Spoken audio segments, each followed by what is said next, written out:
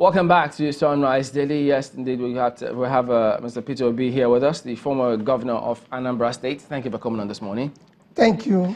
Well, we just listened to the vice president speaking about what they're doing about the economy to see that they put it where at least they like it to be. They have some expectations, but you have been quoted in the dailies saying that the economy is on life support, and you talked about the debt that the country has accrued, about 22.7 trillion. But does this really justify your comment saying the economy is on life support? Well, if you look at my comment last year at the platform, May 1, 2017, all my speech centered around the debt. That the debt is escalating, and it will get out of control if you don't manage it efficiently. Reason is very simple. When you're borrowing for consumption, it gets a stage where you cannot control it. People are looking at debt to GDP. If you look at our debt to GDP today, it's low. It's below 20%. But you have to look at the debt to your revenue. The amount we're using to service our debt today is high. It does not give room for any investment in the productive sector. You're using almost 50% of your revenue to service debt, and you're borrowing more. It's escalating. When I said it, everybody said, oh, no, maybe, I don't know what I'm talking about. It's Pakistan. World Bank have warned against this year. IMF have warned against. Every non-respected financial institution globally have warned against Nigerian rising debt. On top of this, there's other issues you're not attending to.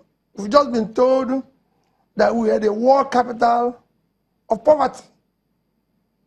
You have 87 million people living in poverty. That is an increase of over 10 million within the past 3 years. So you're borrowing money, and these issues that it was supposed to affect is not coming down. Your poverty is increasing. Out of school children have moved to from about 10 million to almost 12 million. So things are worsening. Your unemployment is worsening. In 2017 alone, our unemployment moved from 14.8% to this year to 18-point-something%, which means more people have lost their jobs. But the economy is shrinking. I heard the recent GDP figure. I heard the Minister of Education say that the number of out-of-school children has shrunk to about 7 million. No, it doesn't know what he's talking. Look at what the man in charge of I think the man in charge of Quebec also said 13-point-something million. Where did it shrunk? So we'll have conflicting figures there. Tell me where is he getting his figures from? We'll try and where is he getting his figures from? But I can tell you that in a state in the north, the number of children that start for WAEC is 128. A state that is about 5 million people. So you can imagine that it's getting worse. Speaking about the debt, if, yes, you talked about the sustainability ratio, but if the DMO, as they publish in their websites, are saying that we service the debt with about 643.6 billion naira was spent in servicing the debt in Q1 of 2018, doesn't that then say that, well, yes, as long as you're managing the debt, that's okay?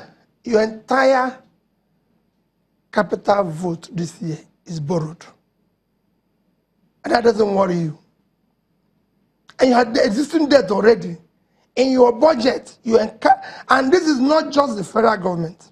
States are bleeding, the borrowing at a level that is unacceptable. But the thing with those states too is what we found out is they talked about the debt to income ratio, which is not supposed to exceed the statutory revenue, which is about 50%.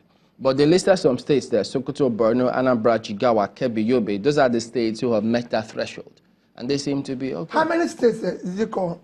That's no, not much, but No. If you go to school and you have 36 states and you have just 6 states, is it not failure? We have 30 states. You're talking about scoring 20%. When the 20% qualify for pass, not even weak pass, you have failed completely. I read philosophy and syllogism says if you have over 75%, you can generalize without committing fallacy of generalization. It is, the states are in their stretch. It's difficult. You can't go on the way we're going on now. But those states, if their IGR gets to a certain threshold, would it be okay? You talk about IGR. IGR is about taxing the people. IGR is mainly about taxing the people. Am I right? If it's mainly about that, you already are taxing the poor people. Where are you going to get the tax?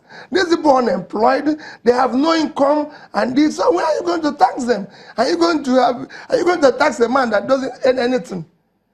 So when you talk about IGR, you have to ensure that the economy is growing. They have businesses.